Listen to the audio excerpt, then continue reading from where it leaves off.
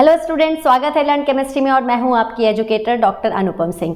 Revision series में जो name reaction की सीरीज है उसमें हमारी नेक्स्ट रिएक्शन है सोडा लाइम डीकार्बोक्सिलेशन रिएक्शन।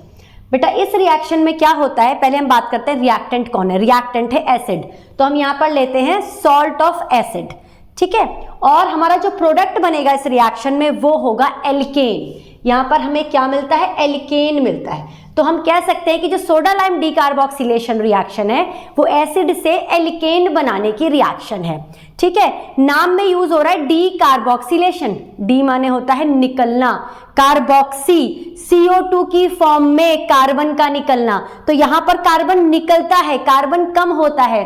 तो जो ये जो रिएक्शन है वो कार्बन नंबर को डिक्रीज करने के काम आती है। जैसे हमने कार्बन नंबर बढ़ाने वाली रिएक्शन पढ़ी है, वुड्स रिएक्शन कार्बन नंबर को बढ़ा देती है, या फिर जो हमने कल कोलबेज इलेक्ट्रोलाइसिस करी थी उसमें भी कार्बन नंबर बढ़ रहे थे। तो अगर आप during the conversion carbon number घटाना चाहते हैं तब आप रिएक्शन कौन सी यूज करेंगे, सोडा लाइम डीकार्बोक्सिलेशन रिएक्शन। चलिए, तो इसमें क्या करते हैं, हमने सोडियम सॉल्ट लिया एसिड का और इसकी रिएक्शन कराई NaOH और CaO के साथ।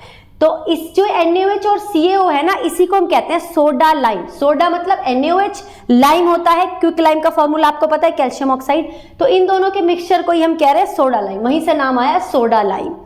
चलिए अब इसका मैकेनिज्म देखते हैं। मैकेनिज्म जब हम इस रिएक्शन का लिखेंगे तो हमने ये लिखा सोडियम सॉल्ट ऑफ एसिड, और आपको पता है कि जब ये सोडियम यहाँ पर है प्रेजेंट, H को हटाकर Na आया है, जब हमने एसिड की रिएक्शन NaOH के साथ कराई थी तो हमें मिला था RCOONA।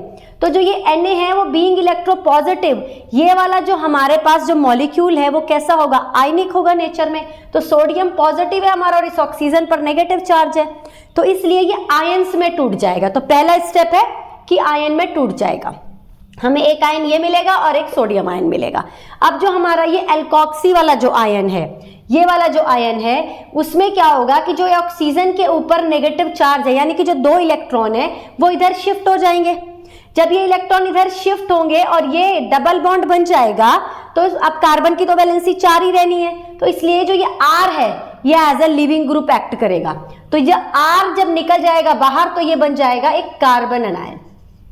तो इस रिएक्शन में जो इंटरमीडिएट बनता है, जो रिएक्शन इंटरमीडिएट होता है वो कौन होता है, कार्बन एनायन होता है, और CO2 बाहर निकल जाएगी, ये CO2 गैस बाहर निकल जाएगी। अब ये जो कार्बन एनायन बना ये वाटर के साथ रिएक्ट करेगा और क्या बना देगा, एल्केन बना देगा, और OH नेगेटिव बाहर निकल जाएगा।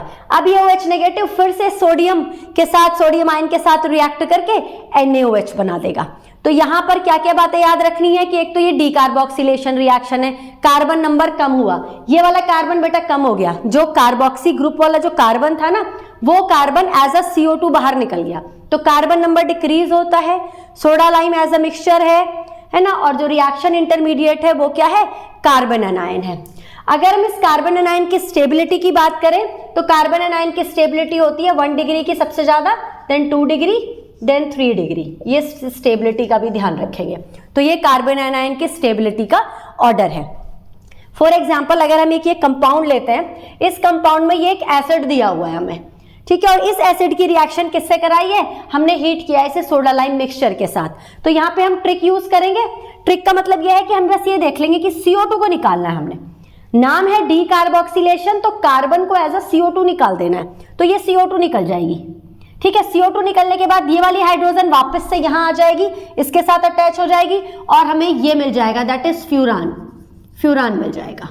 तो जब भी इस तरह के क्वेश्चन आएंगे जिसमें आप सोडा लाइम मिक्सचर के साथ हीट कर रहे होगे तो आपको क्या करना है, ये वाला पोर्शन निकाल देना है, और जो ये R बचेगा, ये जो R बचेगा ये हाइड्रोजन के साथ मिलकर एल्केन बना देगा।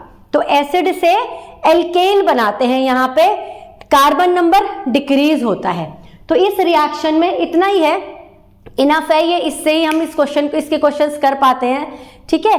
तो आप इस रिएक्शन को भी नोट करेंगे और जो इसकी इंपॉर्टेंट मैंने बातें बताई हैं उनका ध्यान रखेंगे। एक तो इंपॉर्टेंट चीज ये है कि यहाँ पर रिएक्शन इंटरमीडिएट कार्बन एनायन होता है और कार्बन नंबर डिक्रीज होता है। तो बेटा बस पढ़ते रहिए ऐसे ही और बढ़ते रहिए। Thank you so much.